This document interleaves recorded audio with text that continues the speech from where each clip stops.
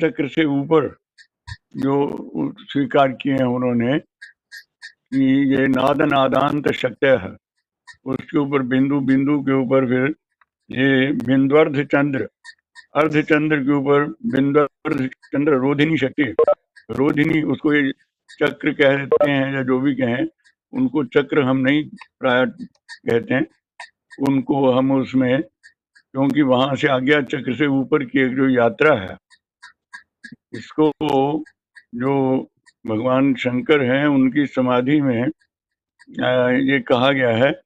लेकिन प्रायः प्रत्येक जीव जो है ना, उसके प्राण की गति का संचार जो होता है वो ये हमारे यहाँ पर हृदय से वो उसमें द्वादशांत तक जाता है और फिर श्वास लौट आता है। तो उसकी 2-3 प्रकार से लोग अपने अपने अनुभव के अनुसार व्याख्याएं करते हैं कि द्वादशांत ब्रह्मरंध्र से ऊपर जब आप प्रवेश करते हो तो फिर एक नई यात्रा साधक की शुरू होती है। द्वादशांत तक हमारा जो है वो ब्रह्मरंध्र तक श्वास की जो गति है, नीचे ब्रह्मरंध्र है, नीचे ये आपका हृदय है और उससे ऊपर जो है आपका द्वादशांत ब्रह्मरंध्र है। उसके बीच में जो हृदय है वो सूर्य चक्र, उसमें सूर्य का उदय होता है और ब्रह्मरंध्र के पास जो है वो चंद्रोदय होता है। ब्रह्मरंध्र में जब प्राण जाता है तो उसमें उसको लोग रात्रि कहते हैं, और जब नीचे रहता है, अनाहत में रहता है, तो उसे वो सूर्योदय कहते हैं, दिन कहते हैं उसको। तो ये दिन रात्रि के चक्कर में हमारा श्वास चलता है। ये एक बड़ी अच्छी सिंबोलॉजी भी है, क्योंकि आखिर ये हम करके तो दिखा नहीं रहे किसी को, हम इसका केवल निरूपण कर रहे हैं इसका।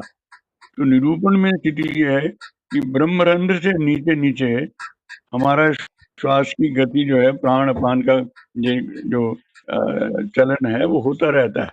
लेकिन इस चलन से ऊपर जब हम उठते हैं तो उस ब्रह्मरंध्र का भेदन करके जब अग्रसर होते हैं तो उसमें ये जो बात कही गई है कि बिंदु के ऊपर अर्धचंद्र रोधिन्य नाद नादांत शक्ति है, और शक्ति के ऊपर फिर उन्मना समनोन्मन्या, समना और फिर उन्मना का इति द्वादश संगति। तो उसके ऊपर बल्कि इस तरह से आज्ञा चक्र से लेके वो 12 जो पॉइंट्स हैं वो 12 इस तरह के वो क्रमशः है, उसमें काल की गति अत्यंत सूक्ष्म होती जाती है। तो उसका वर्णन करना थोड़ा सा जो साधना में प्रवृत्त लोग हैं वो उन्हीं लोगों के सम्मुख उसको किया जाता है, लेकिन मोटे तौर पर इसका निरूपण इस ढंग से कर दिया जाता है कि ये जो सन्मना और उन्मना है इसके बारे में थोड़ा सा बताएंगे। हेलो, नहीं, समना का मतलब है कि जहां तक आपके मन की गति जा रही है ना वो समना है। अच्छा जी। और उन्मना जो है वो मन, जब मन से परे आप मन वहां पर आपने ड्रॉप कर दिया और आगे चल पड़े तो उन्मना की स्थिति हो गई। मैडम रितु, एक अभी राकेश जोशी जी हेलो वासुदेव जी। हाँ जी सर, प्लीज आप अपना प्रश्न थोड़ा सा और स्पष्ट कर लें। हाँ जी, तो बात हो जाएगी ना ज्यादा बेहतर है। कुछ लोगों के अनुसार द्वादशांत जो है वो शरीर के बाहर जब श्वास निकलती है, कुछ लोग वहां पे भी द्वादशांत को बता रहे हैं, तो क्या वो सही है या बॉडी के अंदर लोकेशन है या नहीं? उसका मैंने अभी थोड़ा स्पष्ट किया है कि ये श्वास जो है उसका हृदय से ऊर्ध्व ब्रह्मरंध्र पर्यंत हमारे तालु मूल तक जाता है और वहां से फिर लौट आता है। तो उसका भेदन करना जो है वो नॉर्मल श्वास में, हमारे श्वास की गतियों का भी आकलन इस दृष्टि से किया है कि हमारा प्राण और अपान जो है वो हृदय से द्वादशांत तक ब्रह्मरंध्र से नीचे नीचे उसकी गति जो है दिन और रात में 21,500-600 के लगभग ऐसी गति है। तो वो जो गति है वो एक सामान्य गति जो है उसको योगी जो है वो कम से कम करने का प्रयास करता है।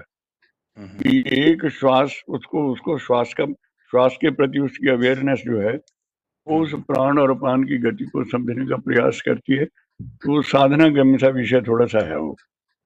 तो इससे सिर्फ यही है कि ये जो बात कही जाती है कि हमारी जो श्वास की गति है वो उसका संचार जो है वो लगभग 36 अंगुल करके माना जाता है।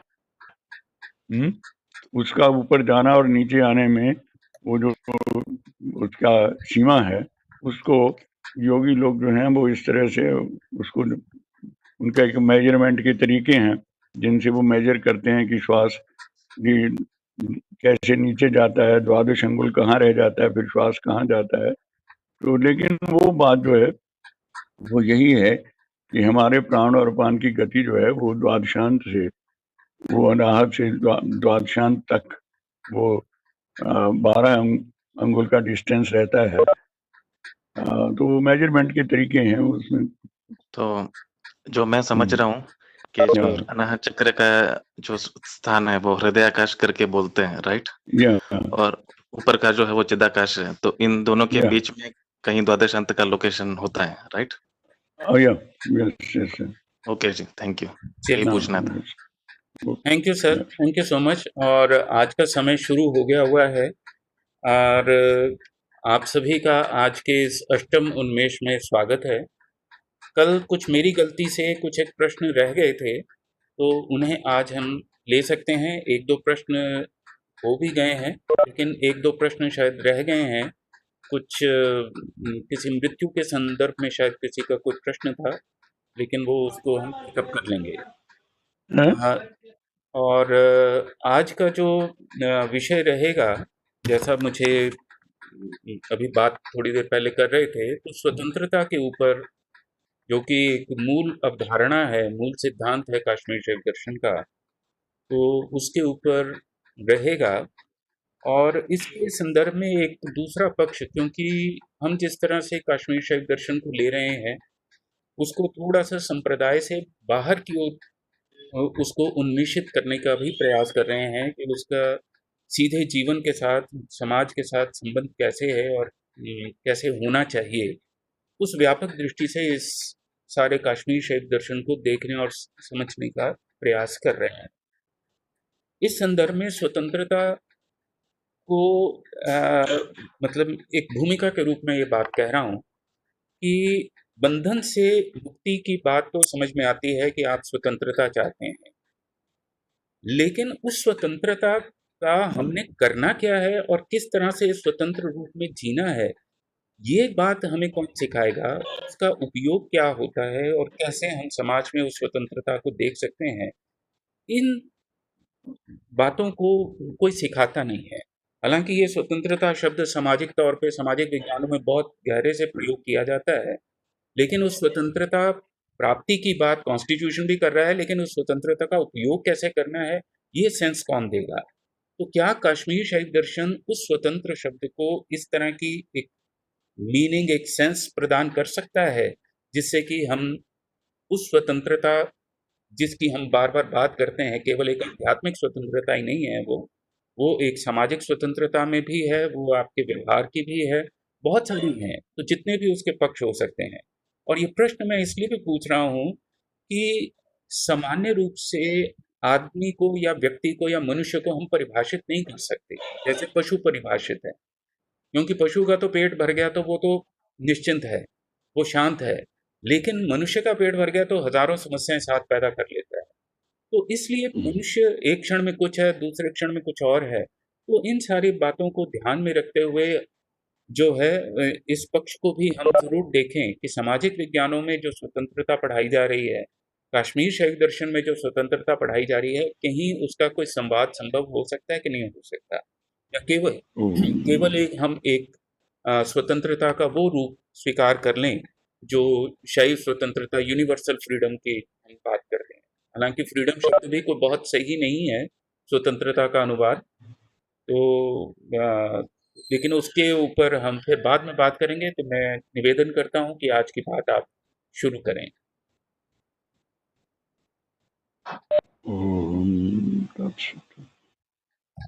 अनस्तमितभारूपस्तेजसां तमसामपि ययेकोऽन्तर्यन्तस्तस्तेजांसि च तमांसि।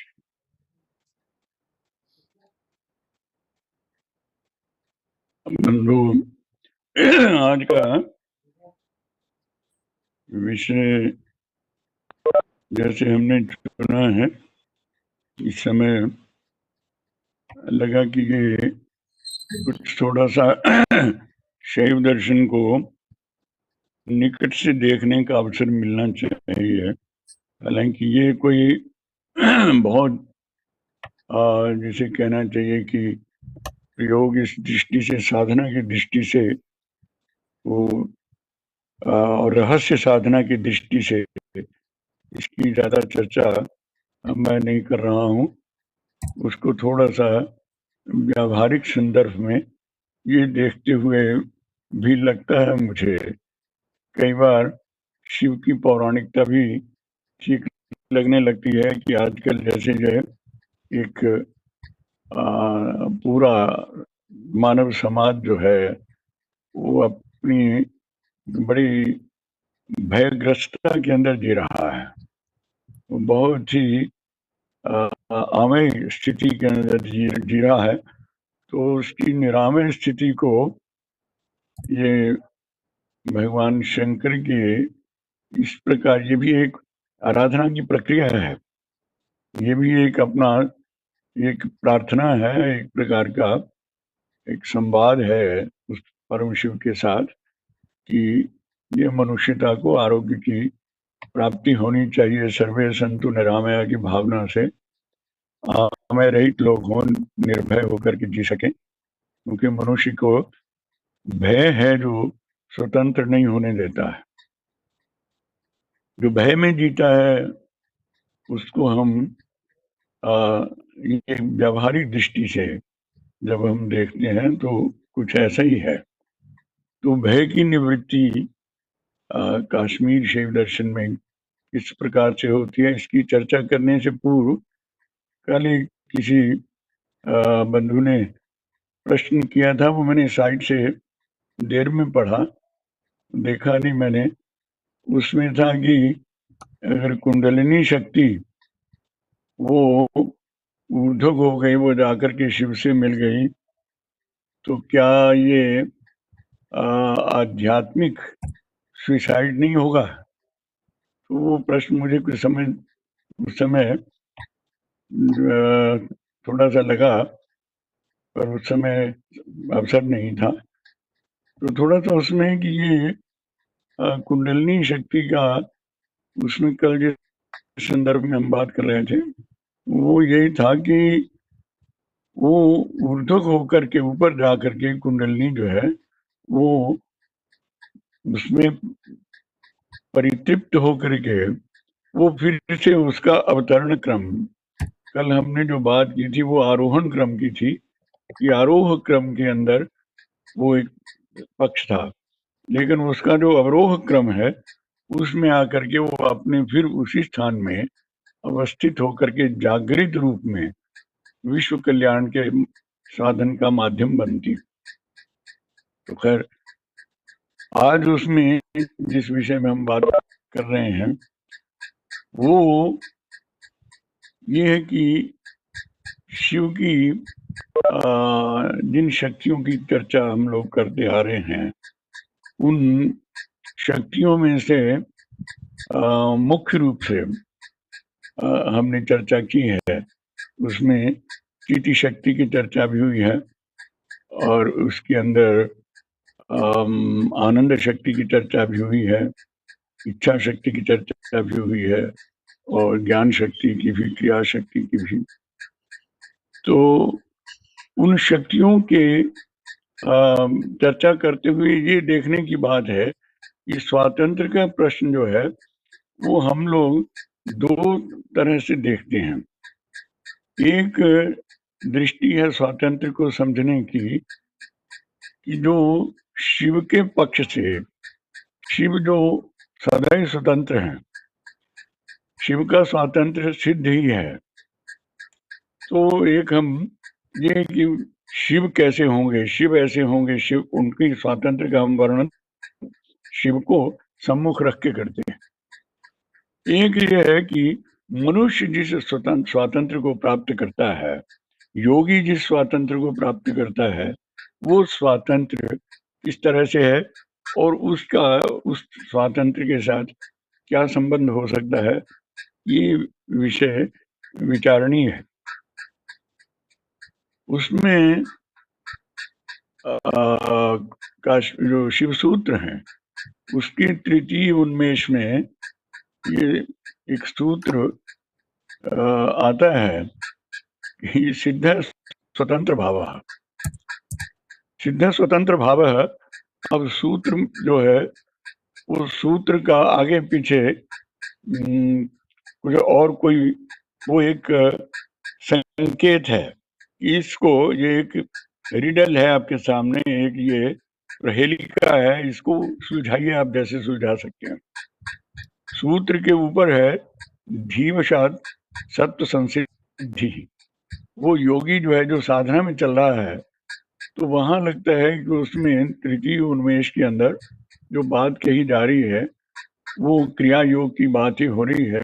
उस क्रिया योग में योगी जो है वो धीरे धीरे जब अपनी साधना में अग्रसर होता है तो उसमें सत्व सिद्धि होती है, सत्व उसके अंदर आता है और इस सत्व की निर्मलता का जो उसकी चेतना में जागरण है, जैसे जैसे उसकी चेतना निर्मल होती चली जाती है तो उसको सत्व में सिद्धि प्राप्त होती है और उससे जो सिद्ध स्वतंत्र भाव है उस सत्व के संशुद्ध हो जाने से उसको वो स्वतंत्र जो है वो उसका उसमें एक पूर्णता आ जाती है, उसके स्वातंत्र में पूर्णता आ जाती है। इसकी टीकाकारों ने, व्याख्याताओं ने कई अर्थ किए, उसमें योगी की दृष्टि से अर्थ किए हैं और उनमें यह है कि योगी के पास ऐसा स्वातंत्र आ जाता है कि वो कुछ भी कर्तुम अकर्तुम अन्यथा कर्तुम सर्वथा प्रभवति, वो कुछ भी करने में सामर्थ्य हो जाता है उसका। अगर वो ऐसा कहे ऐसा कहे ऐसा कहे तो ये योग में सिद्धियों का वर्णन तो आता है लेकिन वो सिद्धियों का भी नहीं, स्वातंत्र के अंदर ये है कि सिद्धियां भी सीमित हो सकती हैं लेकिन योगी में उसमें कहते हैं शिव तुल्यो जाए थे, अगले सूत्र में है उसका कि वो शिव के समान शिव तुल्य ही हो जाता है। अब शिव तुल्य हो जाने में उसका स्वातंत्र जो है वो कुछ भी करने ना करने में और इसमें उसका स्वातंत्र हो जाता है। तो उस दृष्टि से मैं समझता हूँ कि आधुनिक संदर्भ में सिद्ध योगी जो है उसमें सभी प्रकार की मनुष्यता की समस्याओं का समाधान करने का पूर्ण उसके अंदर एक शक्ति का जागरण हो जाता है। ऐसी बात निश्चित रूप से एक समय में सिद्ध लोगों में देखी होगी कि जो ये मानते थे कि किसी भी प्रकार की समस्या का समाधान किसी सिद्ध योगी पुरुष के पास जाओ तो उससे उस समस्याओं का समाधान हो जाता है। लेकिन ये एक व्यक्ति की दृष्टि से है, मनुष्य की दृष्टि से है और दूसरा ये है कि शिव का जो दार्शनिक स्वातंत्र है, हम जब दर्शन की बात करते हैं तो हम शिव को देखते हैं कि शिव का स्वातंत्र हमें कैसा महसूस होता है, कैसा अनुभव होता है।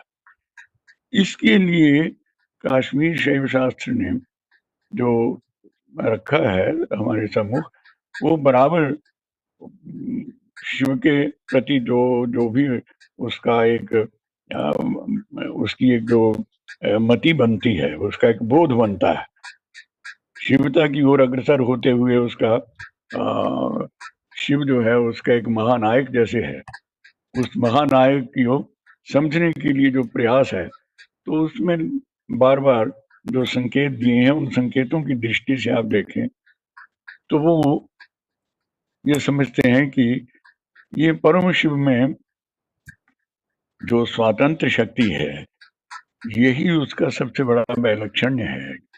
दूसरे जो सिद्धांत जो हमारे पास परिणामवाद या विवर्तवाद या शून्यवाद आदि जो सिद्धांत आ रहे थे, उन सब के अंदर एक समस्या बराबर आ जाती थी कि वो अद्वैत की पक्ष में जाते जाते भी वो किसी न किसी प्रकार से ये द्वैत एक खड़ा हो जाता था। वो जैसे मान लीजिए कि उसके अंदर आया कि ये संतों की वाणी में भी कहीं एक प्रकार से स्वयं ही वो प्रश्न करते हैं कि साधु ये द्विमत कहाँ से आया? ये दूसरा आया, जब सब अद्वैत ही था तो अद्वैत ही था, तो फिर ये द्वैत कहाँ से आया है? तो ये एक बड़ा प्रश्न बन जाता है और उत्तर देने के लिए अद्वैतवाद के पास कई तरह से उसमें बौद्धिक उसे शफलिंग करनी पड़ती है, इधर से तर्कों का उधर युक्तियों से समझाने का प्रयास करना पड़ता है कि ये अविद्या कहाँ से आई, माया कहाँ से आई, और अगर ये परिणाम होता है, प्रकृति में परिणाम होता है, तो ये सब कार्य कारणवाद के सिद्धांत के ऊपर ये सभी जो हैं एक दूसरे ऊपर कार्य कारण भाव सभी जो हैं डिपेंडेंट हैं। इनमें स्वातंत्र कहाँ है? स्वातंत्र जो है प्रकृति का भी अगर संयोग नहीं है पुरुष के साथ, तो वो संयोग ही कारण है उसके अंदर। तो सब जितने भी तत्व हैं, जो कुछ भी है, ये सारा उसी के संयोग के अधीन है। तो उससे द्वैत से या अद्वैत से इस शंका का समाधान होने में थोड़ी कठिनाई आती है कि ये जब अद्वैत है, जब नॉन डुअलिटी है, जब एक ही सब ब्रह्म है, एक ही परम है, परम सत्ता है, तो फिर ये द्वैत आया कहाँ से? और द्वैत अनुभव जो है वो होता है, तो उसका उत्तर ढूंढने में कश्मीर शैविज्म का उत्तर जो है वो है स्वातंत्र। वो उत्तर है कि ये शिव का स्वातंत्र है। और ये स्वातंत्र क्या है, इसको स्पष्ट करते हैं वो कि ये तत्रेच्छम, वो स्वातंत्र क्या है? यथेच्छम इच्छा प्रसरस्य अभिघात है। इच्छा का जो प्रसार है, वो इच्छा का प्रसार, उसका अभिघात होना। स्वतंत्रता का लक्षण ये है कि आप जो चाहते हैं वैसा हो जाते हैं, जैसा चाहते हैं वैसा, उसमें अभिघात, आपकी जो इच्छा है उसमें विघात ना होना ही आप स्वातंत्र है। तो शिव की जो इच्छा शक्ति है, ये उसका मूल तत्व स्थापित केंद्र में हो जाता है। कि शिव जब वो विमर्श के साथ, प्रकाश और विमर्श का जब आपस में संघट्ट बनता है, सम्मित, उसको सम्मित कह देते हैं, वो जो संघट्ट है, प्रकाश और विमर्श का संघट्ट जो है, उसमें जो इच्छा का उदय, ये जो औन्मुख्य है, वो औन्मुख्य से वो जो इच्छा का उदय कि मैं उसमें इस प्रकार से होना चाहता हूँ, हो जाता हूँ, तो ये चाहना भी हमारी तरह चाहना उसमें नहीं हो सकता है। ये उसका स्वाभाविक जो इच्छा है, वो उसमें किसी प्रकार का विघात नहीं हो सकता। वो जैसा चाहता है वैसा अपने आप को मैनिफेस्ट करता है, जैसे चाहता है वैसे ही स्थिति में ले जाते हैं, वैसे ही लय हो जाते हैं। उसके अंदर संघार, सृष्टि, स्थिति, संघार आदि, ये तीन विशेष रूप से शक्तियां जो हैं। और इन शक्तियों में इसके भी मूल में क्या है कि इच्छा के साथ योग, आनंद का योग रहता है। ये इच्छा कोई ऐसी दुखमूलक इच्छा नहीं है, ये आनंद से ही इसका संबंध है इच्छा का। और इसलिए उसमें ये कहा जाता है कि ये स्वातंत्र्यम आनंद शक्ति ही। ये स्वातंत्र्य क्या है? ये शिव की आनंद शक्ति है। स्वातंत्र्य मने, अब ये समुद्र उछलता में आता है, एक अपने आप में उछलता है, उसके अंदर लहरें आती हैं, और कुछ देर बाद हम देखते हैं कि समुद्र एकदम शांत अवस्था में चला गया है, और शांत अवस्था में से फिर एक कहीं से एक लहरी आती है, और वो लहरी जो है वो उदय होते होते बहुत उच्छलित होकर के बाहर जो है आकर के अपने भीतर के जल को बिखेर करके फिर वापस वैसे की वैसी चली जाती है। लेकिन वो समाधि की स्थिति के अंदर किस प्रकार से रहती है, इसके लिए ये एक मुझे एक कालिदास का वो शिव समाधि में जब बैठे हैं तो वो एक उसमें आता है कि अवृष्टि संरंभमिवाम्बुवाहम, वो शिव जो है उन समाधि में किस तरह से बैठे हैं, अवृष्टि संरंभमिवाम्बुवाहम, जैसे कोई बादल बरसने से पहले संपूर्ण रूप से भरा हुआ है। वो भरा हुआ है, कहाँ बरसेगा, कैसे बरसेगा, किस तरह से बरसेगा। तो अपामिवाधारम मनुत्तरंगम, और समुद्र जैसे, शांत समुद्र जैसे जिसमें कोई लहर नहीं उठ रही है, वो शांत समुद्र की स्थिति, ऐसा उसमें भीतर भगवान कालिदास कह रहे हैं भगवान शंकर की समाधि में क्या स्थिति, दो प्रयोग किए उन्होंने। एक प्रयोग किया कि अवृष्टि संरंभम अंबुवाहम, मेघ जो अंबुवाह मेघ है वो कैसा है, बरसने से पहले जैसे भरा हुआ काली घटा छाई हुई है एक तरह से, लेकिन भरा पड़ा है, तो उससे एक पूर्णता का बोध, वो पूर्णोहम, एक पूर्णता के साथ चल रहे हैं। और दूसरी अपामिबाधार अनुत्तरंगम, और ऐसा सागर जिसमें तरंगे नहीं उठ रही हैं। और तीसरा अंतश्चराणाम मरुताम निरोधात निवात निष्कंपमिव प्रदीपम, और जैसे अंदर विचरण करने वाले जो भी वायु तत्व प्राण हैं, समस्त नाड़ियों के अंदर विचरण करने वाले जो प्राण तत्व वायु है, उनके निरोध से जैसे निष्कंप, जैसे हवाओं की अनुपस्थिति में निष्कंप दीप शिखा जलती है, जैसे ऐसे निष्कंप उस समाधि में कामदेव ने भगवान शंकर को देखा। ये एक चित्र था पूर्णता का। ये पूर्णता जो है, ये पूर्णता ही जब उच्छलता में आती है, वही सागर जो अनुत्तरंग होता है, उसी में जब एक तरंग का उदय होता है, और जब उसी के अंदर एक जो वर्षा होती है, जो पूर्णता के अंदर से वर्षा बादल प्रेम का भीजिए आसवंग, तो ये उसका एक स्वातंत्र, इस स्वातंत्र को हम लोग देखते हैं कि कुछ सिद्ध महात्मा लोग कुछ उसमें उसका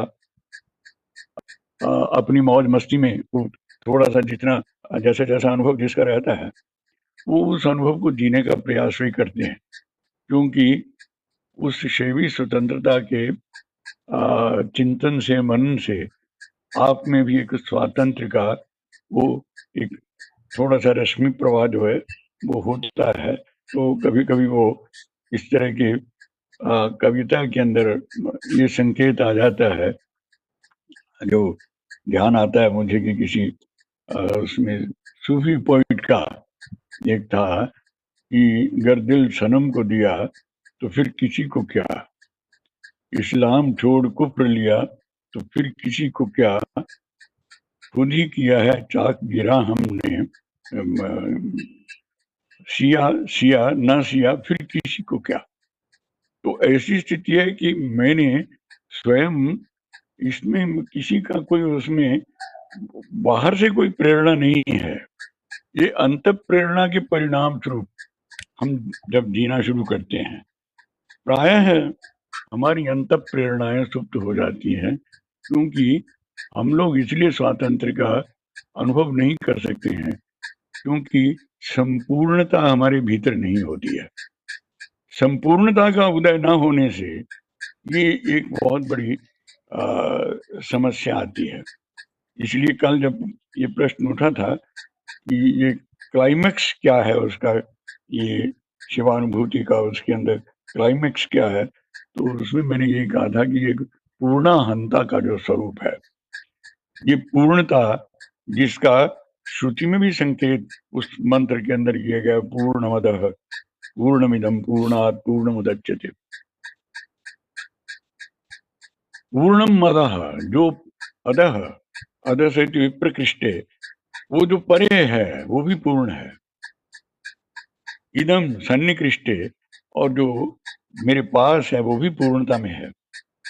और पूर्णात् पूर्णमुदच्यते, पूर्ण से पूर्ण का ही उद्भव हो रहा है।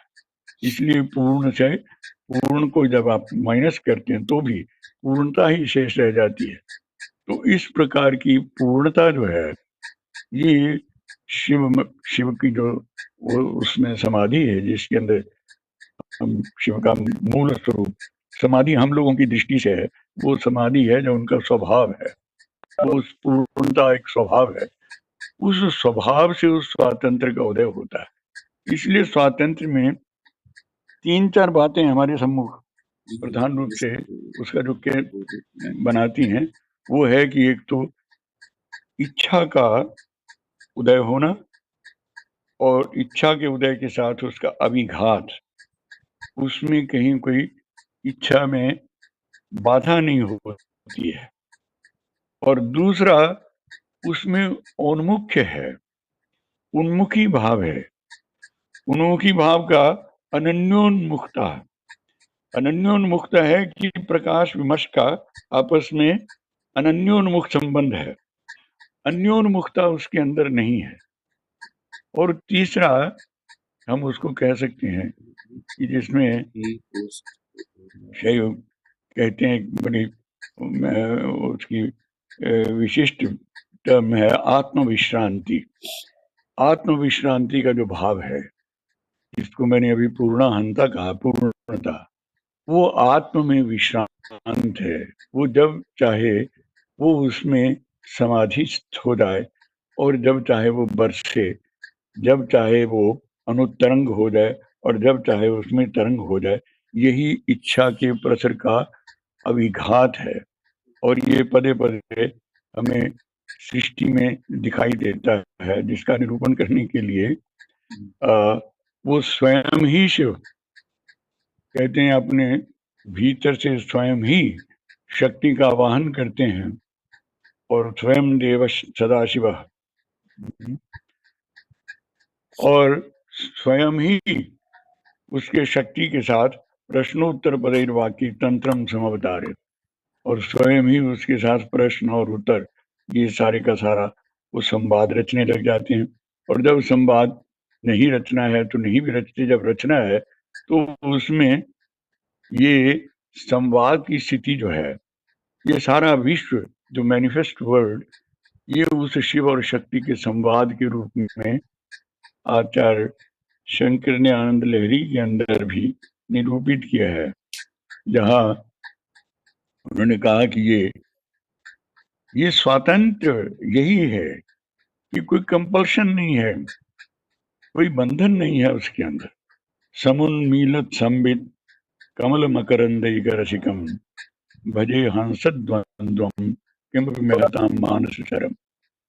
मैंने एक ऐसे बड़े महान योगियों के मन रूपी मानसरोवर में मैंने देखा कि दो हंस और हंसी वो संबित कमल में, संबित कमल मकरंदयिक रसिकम, जो संबित रूपी कमल के मकरंद के रस के रसिक हैं, ऐसा वो हंसों का एक जोड़ा आता है। वो हंसों का जोड़ा आपस में जो संवाद रचता है, उसमें अनंत विद्याओं का संचार होता चला जाता है, अनंत विद्याओं का प्रकाशन होता चला जाता है। अतः इसमें स्वातंत्र के अंदर जो विशेष रूप है वो ये है कि वो उसमें उसका स्वेच्छा ही उसकी स्वेच्छा मात्र निदानता, ये उसमें दूसरे लोग जगह स्वेच्छा मात्र निदानता, उसका इच्छा का अभिघात भी है और स्वेच्छा का स्वातंत्र भी है। तो ये स्वच्छंदता, स्वतंत्रता, स्वच्छंद में भी वही भाव उसमें आ जाता है। उनका एक अपना भीतर का एक छंद है, एक अपने स्व में एक गति है। अब ये गति क्या है? ये शिव की उसी क्रिया शक्ति का एक बाहर मैनिफेस्ट फॉर्म है। इसको कश्मीर से भागम क्रिया शक्ति को जैसे निरूपित सर्वाकार योगित्वम क्रिया शक्ति है। क्रिया शक्ति में शक्ति वो है सर्वाकार योगित्वम, वो किसी भी प्रकार के आकार को ग्रहण कर सकते हैं। उसके ऊपर ये कोई आक्षेप नहीं है। लोग बाहर से जो देखने वाले हैं उनको लगता है भिन्नता प्रतीत होती है, लोगों को भिन्नता प्रतीत होती है, लेकिन वस्तुतः उस शिव के अंदर वो जो सारा विश्व है वो प्रतिबिंबित कैसे हुआ है।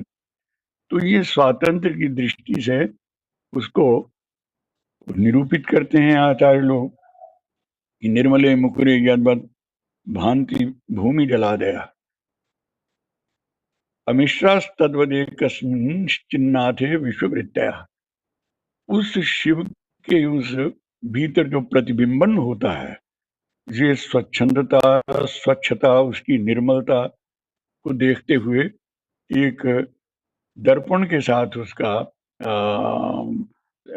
एक उपमा रख करके उपमित करके ये बात कह रहे हैं कि निर्मल दर्पण के अंदर जिस तरह से निर्मल दर्पण के अंदर जैसे भूमि जल आदि सभी जो पदार्थ दर्पण के अंदर प्रतिबिंबित हैं वो आपस में परस्पर विरुद्ध लगते हैं, लेकिन वो दर्पण जिसकी कृपा से वो प्रतिबिंबित हो रहे हैं वो उनके पीछे वो एक अद्वैत ही है। उसमें उसकी अद्वैतता में वो परस्पर संघटन नहीं, उनका संघर्षण नहीं हो रहा। अमिश्रास तद्वदेकस्मिन्नाथे विश्ववृत्तया, ये सारे विश्व की जो वृत्तियां हैं उस एक वो जो चिन्नाथ, वो चेतन स्वरूप जो परम शिव है, उसमें वो सब के सब अमिश्र हो करके ही वो सब के सब मिक्स नहीं उसके अंदर हो पाते हैं, वो अपने अपने उसके साथ खेलते हैं। तो इसलिए ये जो एक मुख्य रूप से स्वातंत्र की जब हम बात करते हैं तो ये स्वातंत्र शक्ति शिव में, और जिसके कारण कश्मीर शैव शास्त्र को एक आनंदवाद की अपेक्षा भी स्वातंत्रवाद कहने में एक लोगों का विशेष विद्वानों का आग्रह रहता है। और उसमें ध्यान देने की बात सिर्फ ये है कि ये जो स्वातंत्र है, स्वातंत्र की ये जो अनुभूति है ये प्रमाताओं में ही होती है। ये शिव के स्वातंत्र का अनुभव कौन करता है? शिव के स्वातंत्र का आप श्रद्धा से, भक्ति से, प्रेम से, भक्ति से शिव के स्वातंत्र का अनुभव करने वाले जो लोग हैं वो प्रमाता लोग हैं। तो स्वातंत्रवाद जो है उसको वो कहते हैं कि ये प्रोन्मीलित किन के लिए किया गया है? ये प्रमाताओं के लिए शैव शास्त्रों ने स्वातंत्रवाद के सिद्धांत को उन्मीलित किया है कि वो स्वातंत्र को जीव जो है वो अनुभव कर सकें। ये सप्त प्रमाता जो है सभी जीव जो है नीचे से लेकर ऊपर तक देवताओं तक। लेकिन दूसरा जो पदार्थ है उसमें जो बाह्य पदार्थ हैं, जो अनुप्रमेय पदार्थ हैं, उनके लिए शैव शास्त्र जो है उसने आभासवाद के सिद्धांत को प्रकटित किया है। आभासवाद के सिद्धांत में ये है कि सभी पदार्थ जो है वो आभासित उसके अंदर हो रहे हैं, प्रतिबिंबित हो रहे हैं, क्योंकि आभास सारता जो है वो क्या है कि सभी पदार्थ जो हैं वो उस अनुभव के अंदर चले जाते हैं। वो प्रमाताओं के अनुभव में किस प्रकार से आते हैं तो वो आभासन सारता और ये स्वातंत्र दोनों मिलकर के कश्मीर शैव शास्त्र के अंदर एक दार्शनिकता को एक ऐसे आयाम पर ले आते हैं जहां पर हम देखते हैं कि हमारे वो जो शंकाएं थी जिन शंकाओं में थी कि ये द्वैत जब ब्रह्म ही सब है तो फिर माया का उदय कहाँ से हुआ? जब वो प्रकृति ही सर्वे सर्वा है तो प्रकृति को फिर पुरुष के सानिध्य की अपेक्षा क्यों होती है? और प्रकृति पुरुष का फिर ये संबंध जो है वो क्या एक परिणाम में एक बिल्कुल तटस्थता का ही प्रश्न है कि वो दोनों ही तटस्थ हैं? प्रकृति को भी कोई इंटरेस्ट नहीं है पुरुष में वैसे, और पुरुष को भी प्रकृति में कोई इंटरेस्ट नहीं है, तत्वतः है ऐसी स्थिति है। लेकिन ऐसी स्थिति ना होते हुए भी ये अनादिकृत संयोग करके हम समाधान की अपेक्षा एक प्रश्न जागृत रह जाता है कि ये कैसा क्रिएशन का ये एक ऐसी सृष्टि हुई जिसके मूल में आनंद ही नहीं है। जिस सृष्टि के मूल में आनंद नहीं है, जिसके मूल में स्वातंत्र्य नहीं है, ऐसी सृष्टि में जीने का अर्थ क्या हो जाएगा? तो उसका परिणाम ये होता है कि स्वातंत्र और आनंद की अपेक्षा जीवन के अंदर फिर वो दर्शन जो बनने लगता है, वो दर्शन बनता है कि ये वो अभिघात दुख त्रयाभिघातात्। दर्शन में आपकी जिज्ञासा किस लिए हुई? आनंद प्राप्ति की अपेक्षा दुख त्रय का अभिघात किसी तरह से हो, तदपघात के हेतु, और उस दुख त्रय के अपघात करने का जो हेतु है उस हेतु में जिज्ञासा हमारी हुई। और वो हेतु में जिज्ञासा जब देखा तो हेतु जो था वो सृष्टि के मूल में एक ऐसा था जो संयोग था, और वो संयोग क्या था? वो दुखोत्पादन का हेतु बन रहा था। इसलिए यहाँ ये उन दर्शनों का भी अपना बहुत बड़ा महत्व रहा है। उन्होंने बहुत दूर तक कई प्रभावित किया दृष्टियों को, और उससे पूर्व अन्य दर्शनों ने भी। लेकिन वो सभी इस समाधान में जब आता है तो समाधान करते समय ये द्वैत का प्रॉब्लम जो है, ये सापेक्षता की समस्या, ये संपूर्ण सृष्टि जो है, ये एक तरह का निरानंद की स्थिति बन जाती है कि आनंद रहितता की स्थिति बन जाती है। इसलिए उसमें मैं समझता हूँ कि ये जो मनुष्य का जीवन है उसको उस नैराश्य में से निकालने के लिए एक ऐसे स्वातंत्र की संकल्पना को अपनी तार्किकता के साथ कश्मीर शैव शास्त्र उपस्थित करता है, जिसके माध्यम से हम इस बात का थोड़ा ये संकल्पना कर सकते हैं कि जीवन जीने की वस्तु है। जीवन जो है ये कोई उपेक्षा की वस्तु नहीं है। इसमें स्वातंत्र का और आनंद का अनुभव मनुष्य कर सकता है। इसलिए उस स्थिति में आने पर हमारी जो एक निकलता है कि बंगला का है, मरीते चाइना आमी सुंदर भुवन है, मैं इस सुंदर भुवन के अंदर मरना नहीं चाहता हूँ। मानुषेर माझी आमी बांची बारी चाही, मैं मनुष्यों के बीच में कुछ बाँचते हुए ही जीना चाहता हूँ।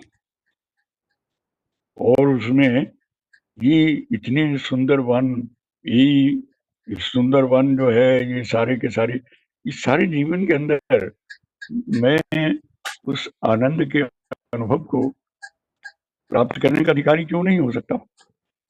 तो इस दृष्टि से जब हम देखते हैं तो फिर लगता है कि ये एक विलक्षण दृष्टि थोड़ी सी जिसका उदय होता है। बहुत सारी उसमें मोनिस्टिक रिलीजियस दृष्टियां हैं और भी दृष्टियां हैं, लेकिन वहां पर वही समस्या है कि एकत्व है तो द्वैत को बर्दाश्त नहीं कर रहा है। जहां एकत्व जो है ऐसा एकत्व है जो द्वैत को बर्दाश्त कर रहा है अपने भीतर। वो कहते हैं कि पूर्व पक्षतया येन विश्वमाभास्य भेदतः, वो एकत्व शिव का अद्वैत कैसा है? पूर्व पक्षतया, शास्त्रार्थ में एक पूर्व पक्ष होता है, एक उत्तर पक्ष होता है। तो वो कहते हैं कि भगवान ने शिव ने पूर्व पक्ष के रूप में इस विश्व का आभासन किया, पूरे विश्व को आभासित किया, भेद दृष्टि से स्वयं भेद को उत्पन्न किया। मुझे भेद से खेलना है, मुझे तो मैं भेद करूंगा, क्यों नहीं? भेद से मुझे क्या करना है? पूर्व पक्षतया येन विश्वमाभास्य भेदतः अभेदोत्तर पक्षांतम नियते तन्नम शिवम। लेकिन उस भेद पक्ष को पूर्व पक्ष के रूप में स्थापित करा के उसी से प्रश्न उठवा करके फिर अभेदोत्तर पक्षांतम, अभेद के रूप में भेद को अपनी गोद में समेट लिया। ऐसी अनुभूति को प्रदान करने वाले उस परम शिव के प्रति हम प्रणाम करते हैं। तन्नुमः सात्विकम शिवम। और कभी हम उसी शिव के नर्तन की बात करते हैं कि ये डांसिंग शिव, जब वो नाच, अब आप ये प्रश्न कर सकते कि ये शिव नर्तन कैसे कर सकता है? ये शिव कैसा शिव है जो डांस करने लगता है? तो वहां पर उसमें स्वातंत्र के साथ, उसके स्वातंत्र के साथ जो स्पंद का सिद्धांत जुड़ा हुआ है, स्पंद का सिद्धांत जुड़ा हुआ जो है कि वो एक वाइब्रेटिंग, एक उसमें ये स्वाभाविक सहज वाइब्रेशन है। आपका जिस दिन जन्म हुआ, उस जन्म में गर्भ से लेकर के एक उसके अंदर बच्चे का निर्माण होता है, उसका एक स्पंद है जिसको कभी उसने न देखा न, उसका स्पंद मृत्यु पर्यंत वो स्पंद चलता है।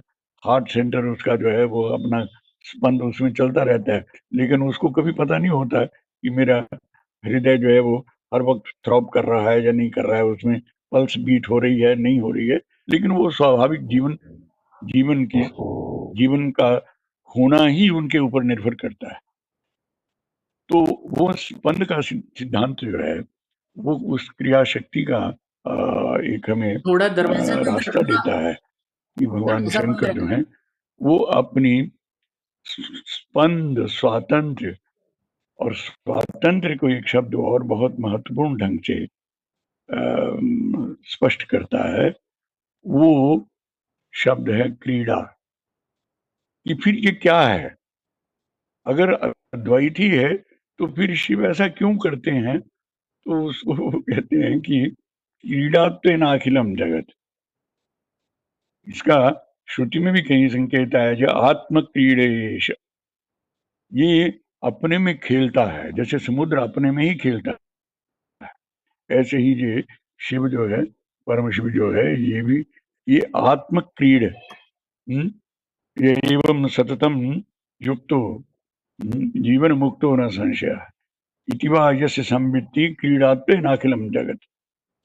ऐसा योगी जिसकी संवित्ति, जिसको ये समझ में आ गया है कि ये सारा जगत, ये भगवान, इसमें शिव ही खेल रहे हैं, शिव ही नाना प्रकार के अभिनय संबंध करके ये इस विश्व को ये इस प्रकार से अपने आनंद का ही प्रकाशन कर रहे हैं संपूर्ण सृष्टि के अंदर। तो उस ऐसा जो योगी उसको एक क्रीड़ात्व के रूप में जो विश्व को देखने लगता है, वो शिव के स्वातंत्र को समझता हुआ, क्योंकि मुक्त पद का अर्थ भी स्वातंत्र ही है।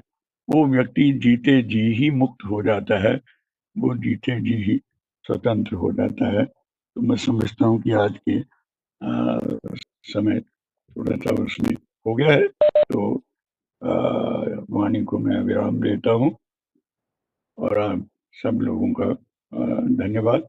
कोई प्रश्न किसी का हो तो उसमें चर्चा कर सकते हैं। धन्यवाद। धन्यवाद आपका।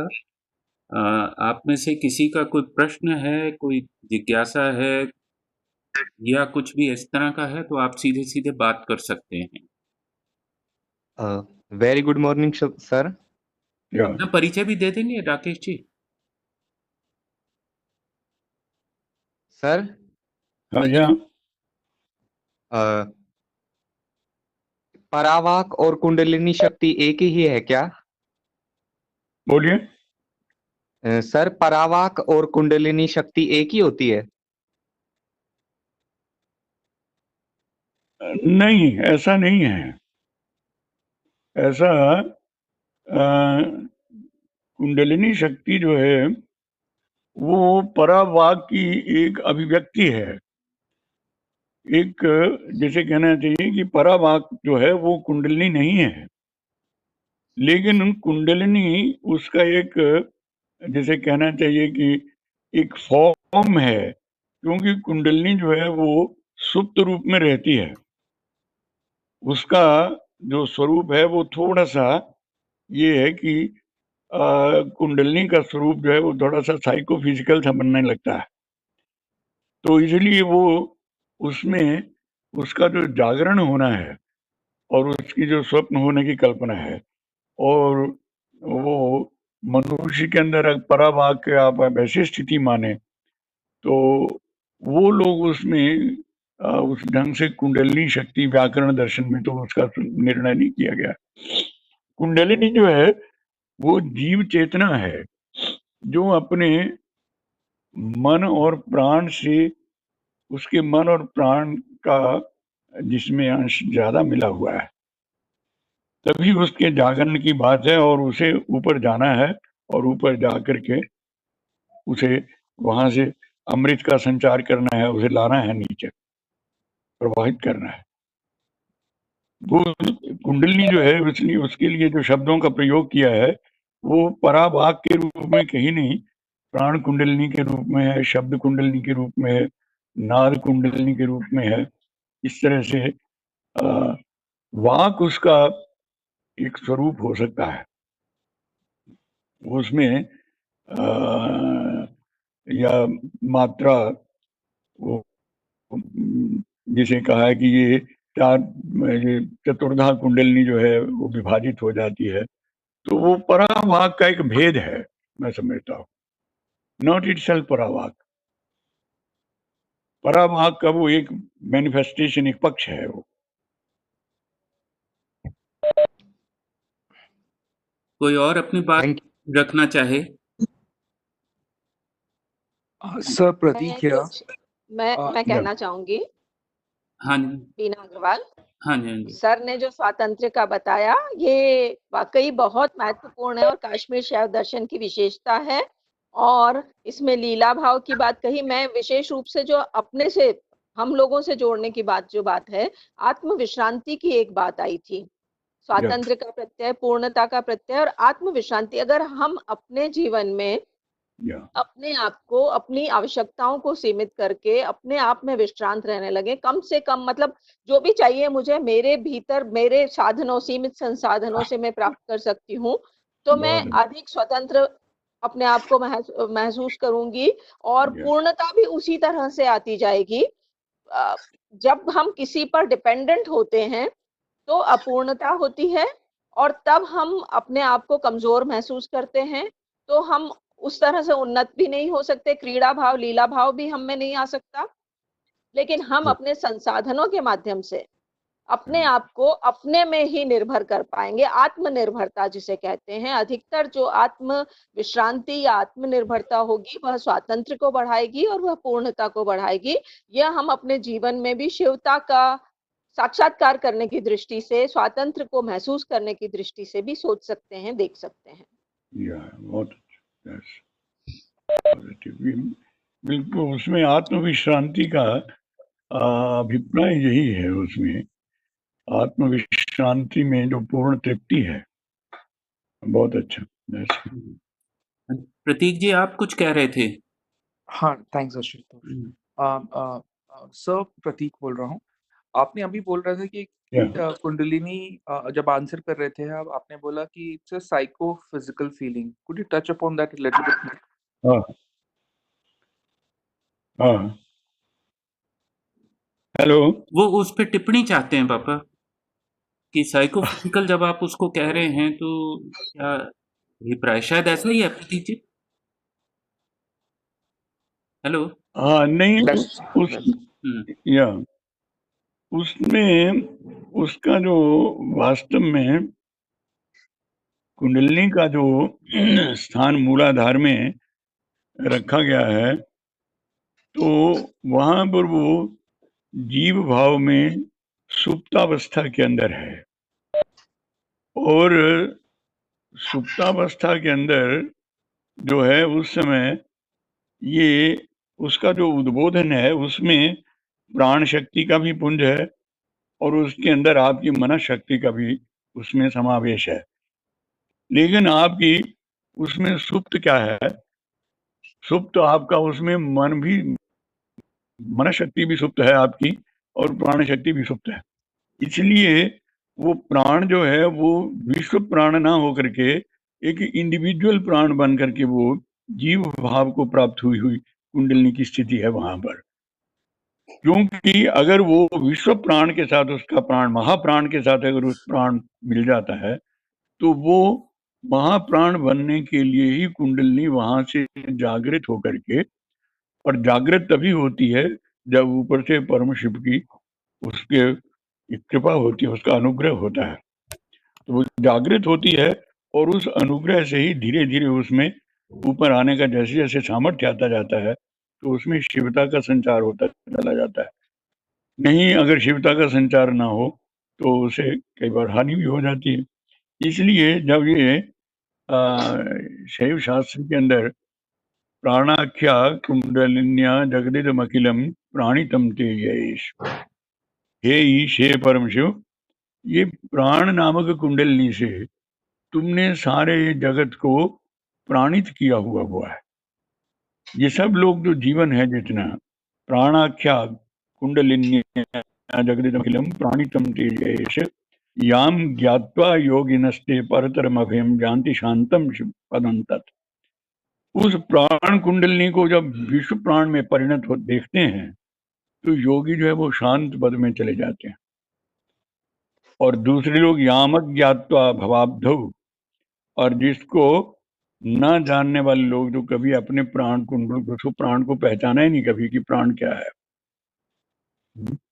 वो यामक ज्ञात्वा भवाब्धौ, वो उसमें अज्ञ लोग जो हैं उसमें पड़े हुए हैं, तो वो बेचारे के बेचारे उसको मज्जन त्याद्यंत हीना, इस भवाब्धि के अंदर वो सदा सदा के लिए ही समुद्र में डूबे रह जाते हैं। और वो कभी किसी पर अनुग्रह हो जाए तो मोह चेदात, तो वो उसको मुक्त भी कर देती है। तो आपका जो सुप्त प्राण है या सुप्त मन है, वास्तव में वो सुप्त प्राण और सुप्त मन के अंदर एक रश्मि तो है उसके अंदर, लेकिन उसके ऊपर जो डोमिनेट कर रहा है वो प्राण और मन, आपका जो नॉर्मल स्थूल प्राण और स्थूल मन जो है वो डोमिनेट कर रहा है उस रश्मि को। और वो रश्मि जब भीतर से जागृत हो जाती है, तो वो रश्मि के जागृत होने से वो एक प्रक्रिया शुरू हो जाती है कि जिसके अंदर वो उसका जागरण। कुछ समझ में बात लगी आपको? बिल्कुल सर। नमस्ते सर। या I have नमस्कार सर। या I have one question, like nowadays many people are saying we will activate your Kundalini. We can activate your Kundalini in 40 days. How it is true? Is the how to identify the person who is activated the Kundalini in him? That depends upon basically. It is something very difficult to say anything about the people who claim such things that they can arouse the kundalini of a particular person. Many times you see this becomes a very not a positive approach sometimes when one says कि I can do this or I can जागृत कर सकता है कुंडलिनी को। कुंडलिनी का जागरण जो है वो आपके भीतर आपका सत्व का उदय जब होगा तभी कुंडलिनी जागृत होगी। वैषम्य वो इस तरह से कोई जबरदस्ती पकड़ के कुंडलिनी को ऐसी जागृत कर देगा, ये निर्भर करता है उस व्यक्ति के ऊपर, उसके बारे में कुछ कहना। लेकिन मैं समझता हूँ कि ये एक बड़ा सरल सा भाव है कि मंत्र साधना से या दूसरी उपासना के माध्यम से कुंडलिनी का जागरण हो जाता है, मंत्र साधना से भी हो जाता है। अब ये निर्भर करता है कि वो आपकी उस कुंडलिनी के अनुसार वो क्लिक कौन सी उपासना क्लिक करती है। आपको उपनिषदों के अंदर आपको मिलेगा कि देयर आर सो मेनी उपासनास। प्रत्येक व्यक्ति के लिए नॉट ओनली वन उपासना is sufficient for everybody. No, each individual has his own way of साधना। तो इसलिए वहाँ जो उपासना मंत्र साधना से और दूसरे आणव उपायों के सामान्य माध्यमों से ये हो सकता है, उद्बोधन जागरण हो सकता है, और इंडिविजुअल के माध्यम से भी हो सकता है। किसी का जागरण जो है वो मित्रता से भी हो सकता है, किसी का गुरु से हो सकता है, किसी का किसी घटना से भी जागरण हो सकता है। आप जागरण क्या है कि आपका जो एक संवेदन है, जो आपका वो एक सेंसेशन आपके भीतर अगर वो उठ खड़ी हुई, वो एक सेंसेशन अगर जागृत हो जाती है तो वो आपको आगे ले जाती है, फिर वो चैन नहीं लेने देती जब तक नहीं आगे पहुंच जाती।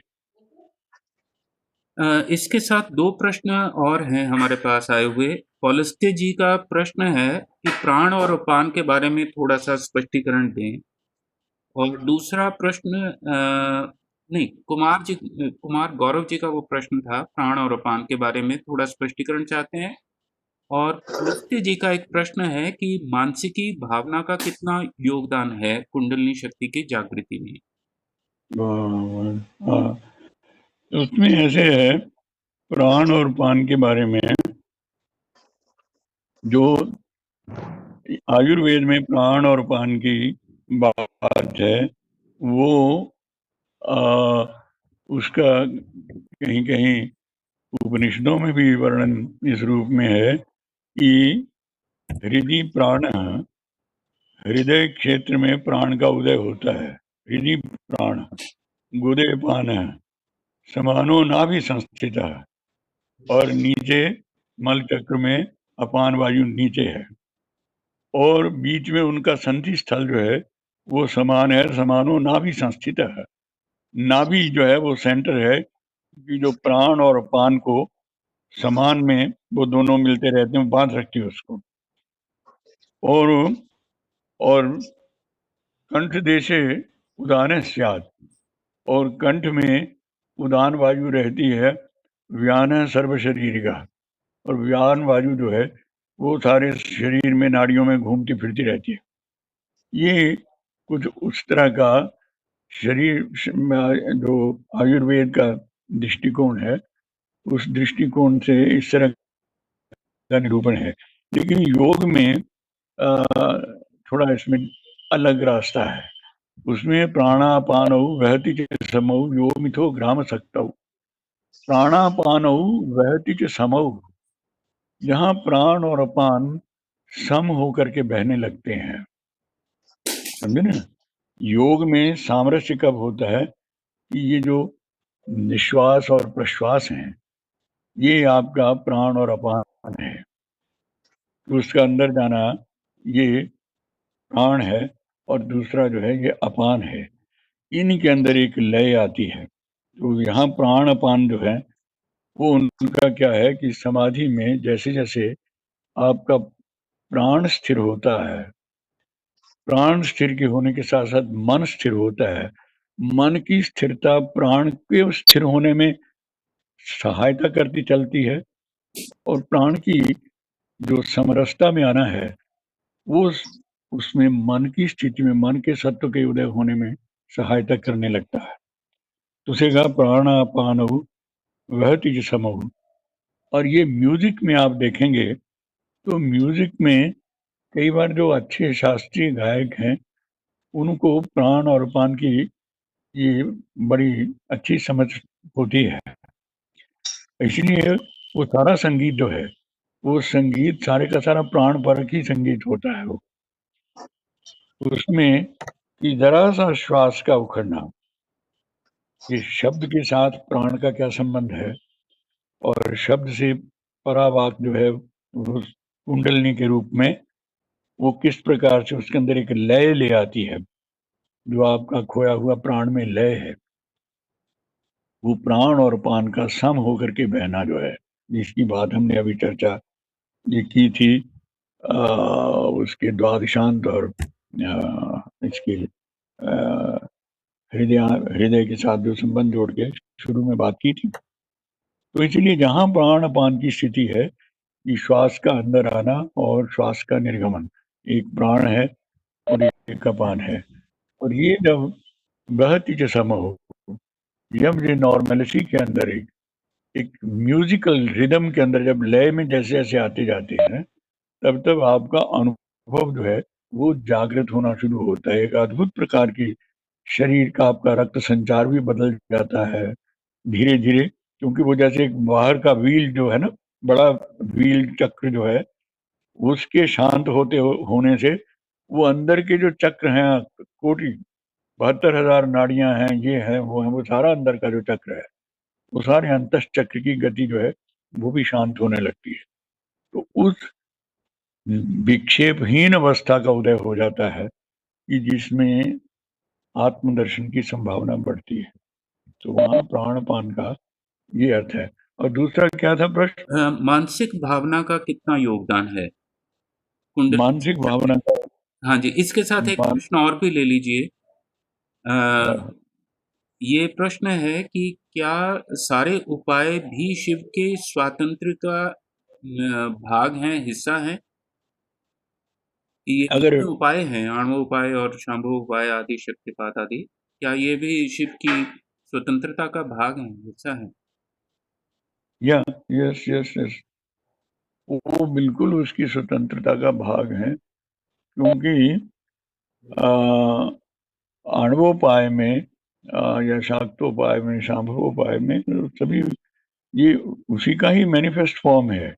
ये जो एक छोटा सा जीव जिसको बिल्कुल आप जिसे क्षुद्र समझते हैं, उसको भी वो शिविर की, इसलिए आणवोपाय के अंदर भी जो अणु है वो अणुषु भेदीषु उपायेषु भव आणवः। भेदी भेद मैंने अभी जो बताया आपको कि भेद को स्वयं ही वो सृष्टि करता है। पूर्व पक्षतया ये विश्वम आभास्य भेदता, भेद दृष्टि से उसने ये स्वयं ही इस जगत को भिन्न भिन्न करके दिखा दिया, लेकिन भिन्न है नहीं। लेकिन वो कहता है भिन्नता की वो अनतिरिक्त होते हुए भी अतिरिक्ततया भाति, वो अनतिरिक्त होते हुए भी अतिरिक्त की तरफ उसकी अपीयरेंस ऐसे आपको प्रतीति ऐसे हो रही है, वो प्रतीतियां हैं। तो मन की स्थिति जहां पर है वो ये थी कि मूलतः उसके अंदर कल परसों शायद इस बात का जिक्र हुआ था, तो ये प्रोफेसर ने एक सूत्र दिया था कि चितिरेव चेतन पदार्थ रूढ़ा चैत्य संकोचनी चित्तम। यदि वीणा जी ने इस सूत्र पढ़ा था कि चित्त क्या है, जिसे हम मन कह रहे हैं, चित्त क्या है? ये चिति ही चेतन पद से जब आरोहण से अवरोहण की तरफ आती है तो वो चित्त बन जाती है। इसीलिए वो चित्त जो है वो आपका इस समय समस्त क्रियाओं का केंद्र जो है वो आपका चित्त ही है, मन ही है।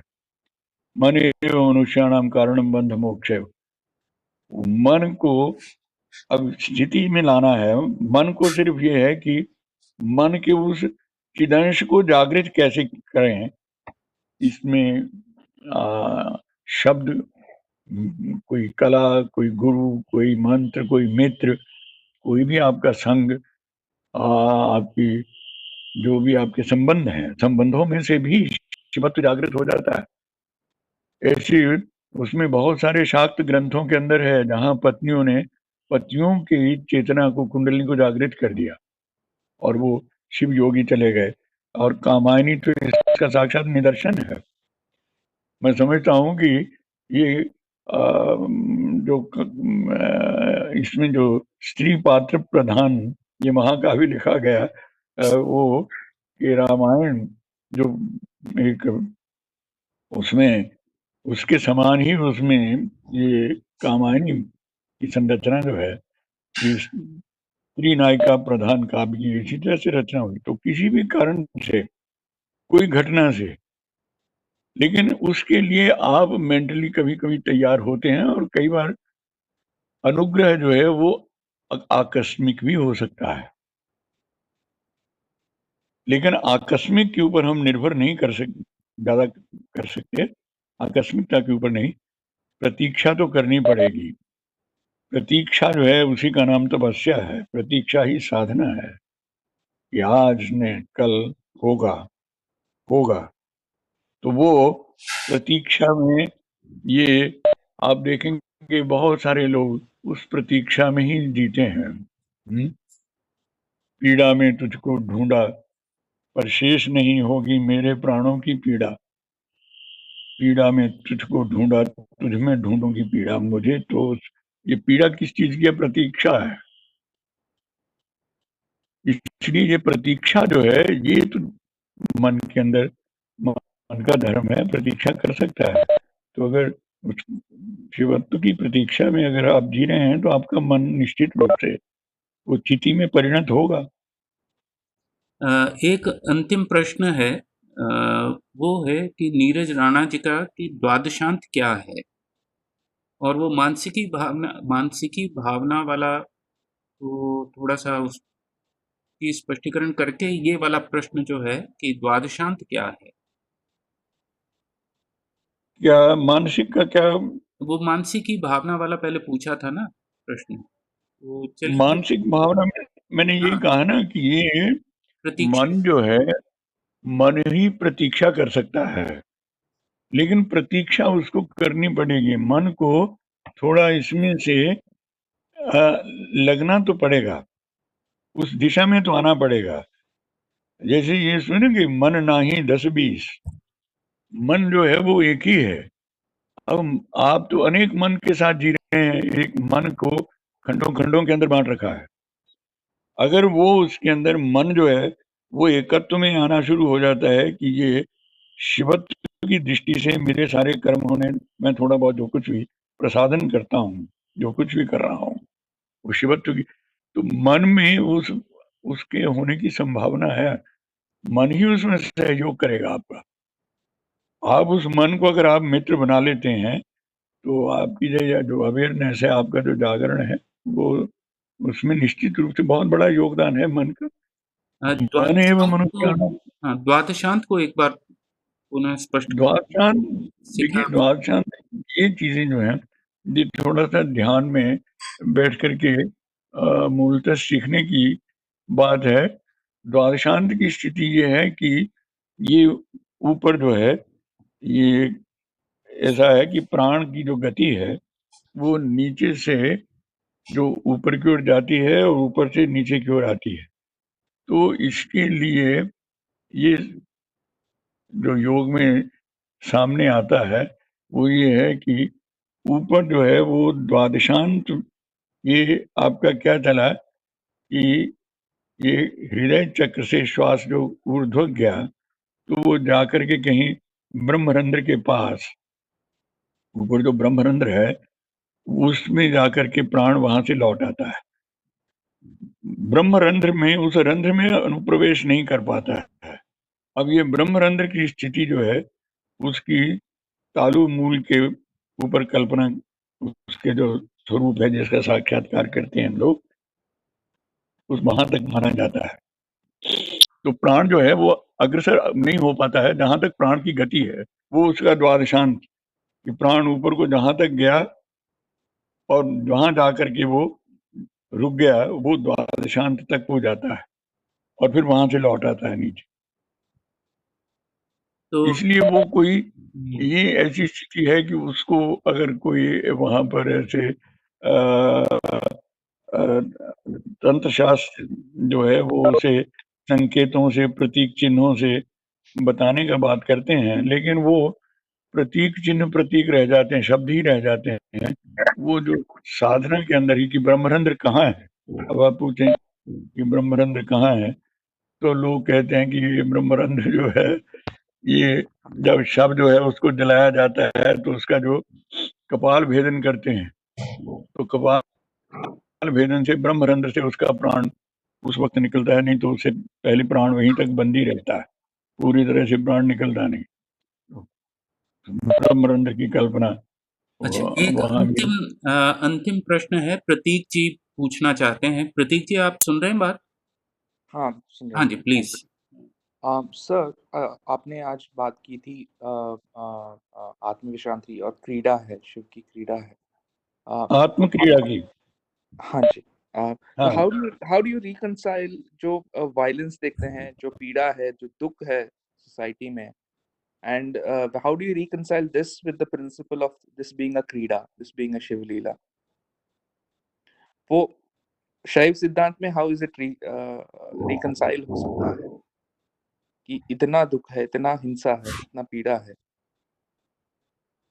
अब मैं वो मैंने प्रारंभ में एक बात कही थी कि दो तरह से हम इसको देखते हैं।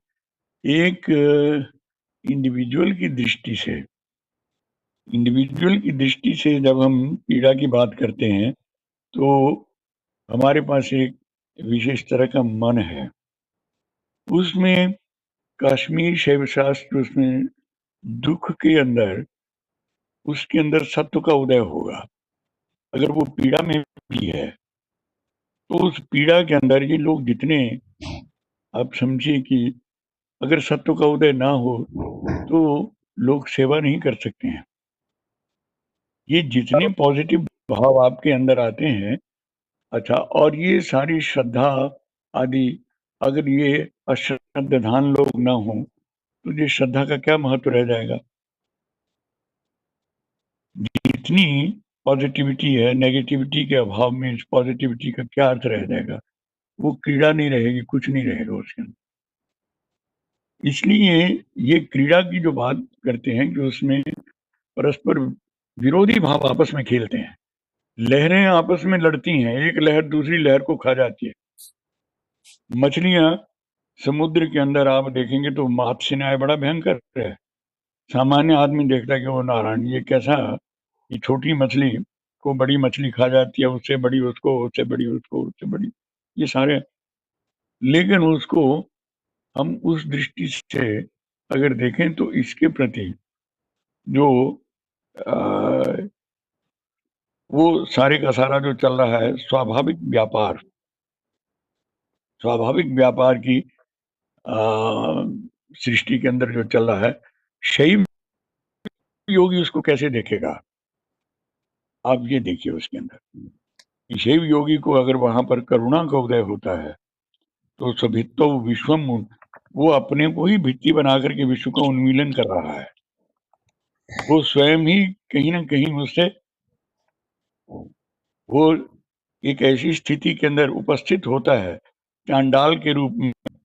शंकराचार्य के साथ कहते हैं वाराणसी में जा रहे थे तो स्वयं ही चांडाल के रूप में, और चांडाल की कल्पना ये की जाती थी कि जो अत्यंत अपवित्र जानवरों के चमड़े और मार करके उसका उनका मांस, उनका वो बेच करके, जो चमड़ा बेच करके अपना आजीविका चलाता था, उसको चांडाल कहते थे। और वो चांडाल वहां से गुजरने लगता है तो उसमें आचार्य शंकर जो है वो वहां से अपना वस्त्र परे हटकर किसी छाया से परे से जाना चाहते हैं तो वो देखते हैं कि उसमें वो चांडाल हंसने लगा। उसने कहा कि तो चांडाल को हंसते देख करके आचार्य शंकर को उसमें ब्रह्मानुभूति होती है। उसे लगता है कि भगवान विश्वनाथ ही उसमें ये चांडाल रूप में तो इसलिए ये मूल्य बदल जाएंगे वहां पर। शैव चेतना के आने से क्या होगा कि मूल्यों में परिवर्तन हो जाता है, दृष्टि का उन्मेष होता है। तो उसके अंदर जो दुख भी है, वो दुख को भी उसमें उतनी ही आपके जो समझ है उस दुख को स्वीकार करने लगती है। इस पीड़ा में एक शिव योगी का जो है बंद करना वो क्या रोल हो सकता है। इसलिए मैं कई बार, वो एक सूत्र है, मुझे कई बार ऐसे भाषित होने लगता है, लोकानंद समाधि सुखम, ये शिव सूत्रों में ही है, भाष्यों की अपनी क्रम है। लेकिन मुझे कई बार उसमें आभास होता है कि एक जो शैव है उसकी समाधि, संसार को आनंद में देखना ही उसकी सबसे बड़ी समाधि है। लोक का आनंद, लोक को आनंद में देखना, ये जितने मैं ही ये मैनिफेस्ट हो रहा हूँ उसके अंदर, जितना भी जगत है उसके अंदर, तो वो एक उस प्रकार से दृष्टि है, उसमें दृष्टि का उन्मेष होने से वो दुख जो है वो उसमें एक तरह का अभिनय बन जाता है। अभिनय में वैसा होता नहीं है लेकिन वैसा दिखाई देता है। नाटक के ऊपर जो अभिनव गुप्त ने भाष्य लिखा, वो अभिनव भारती लिखी, उसका एक मूल कारण आप देखें कि ये अभिनय नाटक को क्यों व्याख्यात किया शिवता के संदर्भ में। वो इसलिए व्याख्यात किया है शिवता के संदर्भ में कि वो शिव वैसा है नहीं, लेकिन वैसा ना होते हुए भी उसका वैसा प्रतीत होना, यही तो उसका आर्ट है, ये उसकी कला है। ठीक है, चलिए तो धीरे धीरे चलिए ठीक है। आपने लेकिन ना थैंक यू अभी अभी संतुष्टि मेरी अपनी भी नहीं हुई कि एक्चुअल जो हिंसा का एक्ट है, वायलेंस का एक्ट है, मतलब उसके लिए कितना व्यापक दृष्टिकोण या व्यापक दृष्टि या व्यापक हृदय चाहिए कि उसको हम कश्मीर शैव दर्शन के अर्थों में इस क्रीड़ा के संदर्भ में समझ पाए। मतलब मेरी दृष्टि कितनी विकसित होनी चाहिए। देखो, मैंने शुरू में एक सूत्र सुनाया था आशुतोष, मैंने शुरू में एक सूत्र सुनाया था कि एक उसका कि अगर आपकी वो शैवी चेतना जागृत हो गई तो आप बड़े बड़े हिंसक का भी उसको अहिंसा में परिणत कर लेते हो। आप अगर वो चाहो, आपको लगता है कि वो हिंसा है, बहुत बड़ी हिंसा है। अब ये जो लोक में विवाद चल रहा है, आप इसको एक शैव योगी की तरह कोरोना को देखो जरा, वो ट्रंप जो है वो उन्माद ग्रस्त जैसे हो जाता है, वो उसको लगता है कि नहीं ये हमारे पर प्रहार किया गया है। दूसरे लोग कह रहे हैं कि देखो ये हो रहा है, वो हो रहा है। लेकिन कुछ लोग उसके अंदर ऐसे भी हैं जो साइलेंटली उसमें लोक सेवा में प्रवृत्त हैं। वो उसमें आक्षेप लगाने में कि चाइना ने ऐसा किया है, कि उसने ऐसा किया, किसने क्या किया, किसने नहीं किया।